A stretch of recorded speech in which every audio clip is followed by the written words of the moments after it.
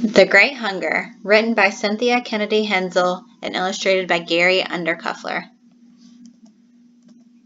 The Emerald Isle. Ireland, known as the Emerald Isle, is a beautiful island off northwestern Europe with rolling green hills, ancient castles, and windy shores. It has a colorful history and is famous for music, literature, and folklore. Some think of it as a magical land of elves, leprechauns, and fairies.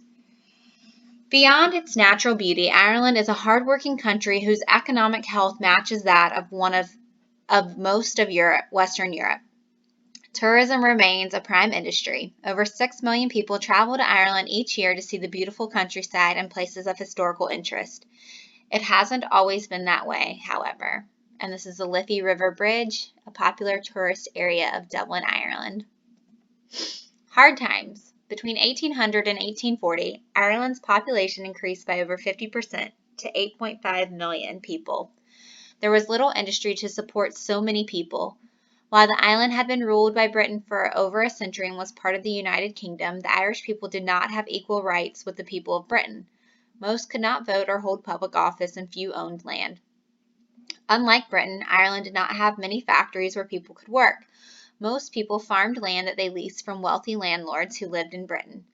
Many farms were only the size of a few acres.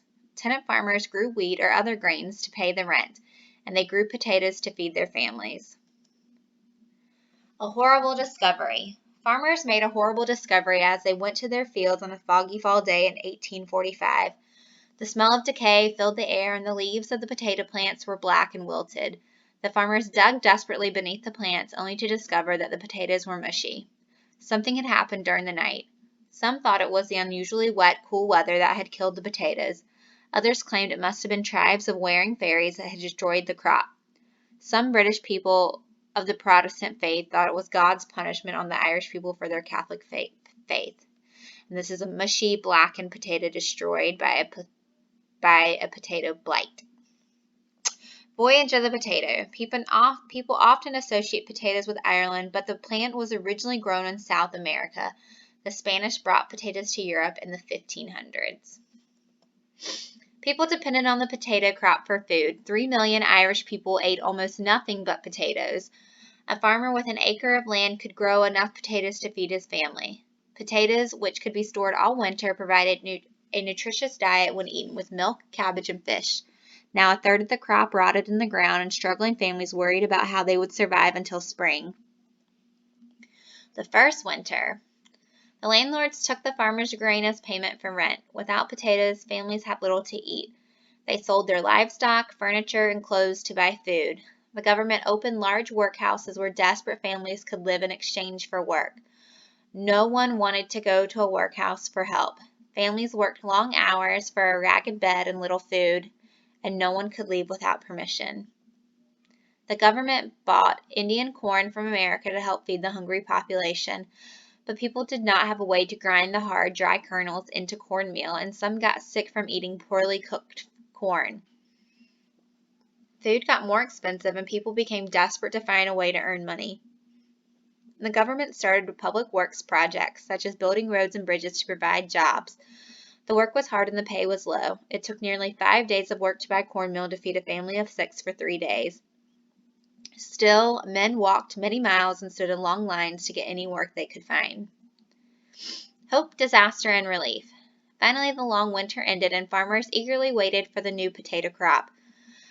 Disaster struck again in August when 3/4 of the crop failed.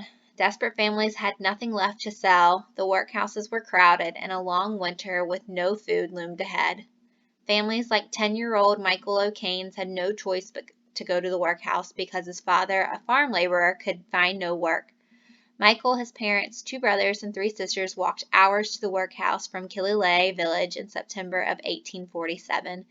He had to live with the boys and men in a separate area away from his mother and sisters. He went to school in the morning and then whitewashed walls or cleaned pig pens all afternoon. His youngest sister Bridget died over the winter. Diseases spread easily, especially in the workhouse. Even more people died of typhus and cholera than died of starvation. Despite the obvious need, many officials and landowners in Britain ignored all pleas for help or relief plans. Grain was exported to other countries rather than kept to help Irish farmers. Other people wanted to help. The British Relief Association and Society of Friends, Quakers, raised money for relief. Irish immigrants in America sent money to help family and friends. Soup kitchens opened, and each day up to 3 million men, women, and children stood outside in long lines for a bowl of soup and a piece of bread. It was not nearly enough. Going to America. Every penny a family had was spent for food, so there was nothing left to pay the overdue rent on the farm. Some landlords gave money or grain to their starving tenants, but it was only a temporary help. Other landowners evicted families from their homes, then tore down or burned the empty houses to avoid paying taxes on them.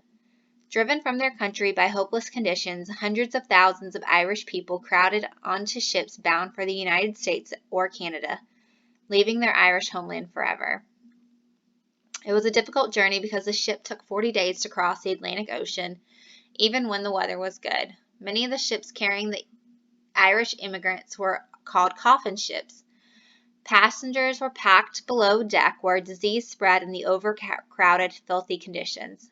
There often was not enough food, water, or blankets for the passengers. Many died, and many of those who survived arrived in America sick and weak. And this right here is a timeline for Ireland's potato blight and the famine.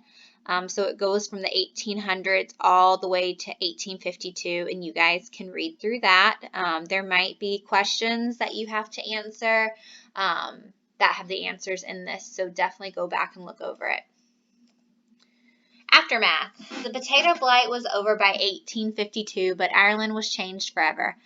1 million people had died and over 1 million had immigrated. Many people who stayed in Ireland were homeless and jobless. The landlords could not make money, so they sold the land for other purposes or simply abandoned it rather than pay high taxes.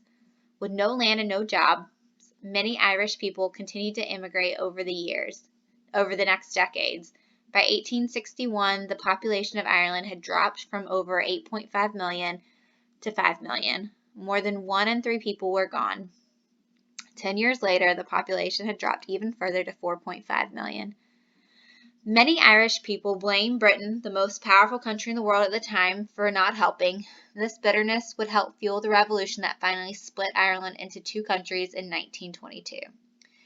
And this just says the 2 Irelands. Since 1922, the island of Ireland has been divided into 2 countries. The Independent Republic of Ireland is in the south, and Northern Ireland is still part of the United Kingdom.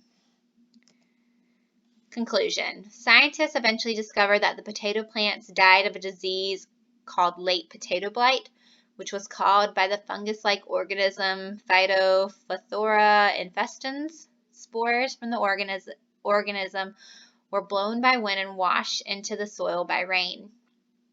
Even after the Great Hunger, as the famine was called in Ireland, Irish immigration to the United States continued. Over 5 million people arrived in 1850 and 1920. Some ran for political office and others started businesses. Famous Americans, including President John F. Kennedy and inventor Henry Ford, had ancestors who came to America during the famine. Today, 40 million Americans proudly claim Irish roots, celebrate its folk traditions and holidays, and continue to popularize Irish literature, music, and film as an established part of world culture. And this is a statue of Annie Moore and her brothers at Cobb Harbor, Ireland. And it's come to represent all of the famine immigrants who left Ireland in search for a better life.